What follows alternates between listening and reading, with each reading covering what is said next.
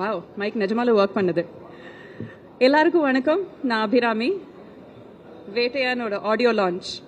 It is a mega event. Rajini சாரோட ஒரு another super duper hit movie ஆக போகுது. அதில் ஒரு பெரிய ஒரு அம்சம் வந்து அதோட மியூசிக் அண்ட் அதோட சூப்பர் ஸ்டார் வந்து அனிருத். ஸோ இன்னைக்கு அந்த ஒரு விழா தான் ஆடியோ லான்ச். ஆல்ரெடி ஒரு பாட்டு வந்து வெளியில வந்து வைரலாக ஓடிட்டு இருக்கு. யார் ரீல் போட்டாலும் மனசிலாயோ தான் சொல்றாங்க. ஸோ அது மாதிரி நிறைய பாடல்கள் இருக்கு. Background score is come out amazing.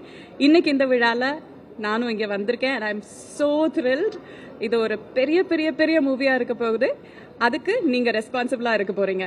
All of you definitely October 10th தியேட்டருக்கு வந்து சப்போர்ட் பண்ணுங்க, என்ஜாய் பண்ணுங்க. தேங்க்யூ. ஆமாம், உங்களுக்கு தெரியாததா டிஃபரன்ஸ்? நீங்க சொல்லுங்க, உங்களுக்கு தோணுன டிஃபரன்ஸ் என்ன? ஆமா, அது சொல்ல முடியாது. They have two different styles. அதை கம்பேர் பண்ண முடியாது. ரஜினி சாரோட ஸ்டைல் அவரோட தனி, அவர் போற வழி தனி வழி.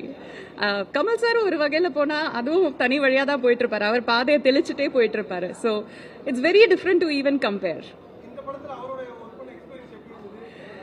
It was amazing. நான் அவரோட இவ்வளோ நேரம் உட்காந்து பேச முடிஞ்சது. இன்ஃபேக்ட் ஷூட்டிங் தவிர ஷார்ட்ஸுக்கு நடுவில் அவர் கூட உட்காந்து பேசினது தான் எனக்கு ரொம்ப ரொம்ப செரிஷ்டான மெமரிஸாக இருக்கு. கொஸ்டின்ஸ் கேட்டு கேட்டு கேட்டு அவர் தொல்லை பண்ணிட்டு இருந்தேன். Because I really wanted to know அவரோட மூளை எப்படி ஒர்க் பண்ணுதுன்ட்டு. Because is such a phenomenal human being. So அவர் கூட பிட்வீன் ஷார்ட்ஸ் செலவழிச்சது தான் எனக்கு பொக்கிஷமாக நான் வந்து சேவ் பண்ண மெமரிஸ்.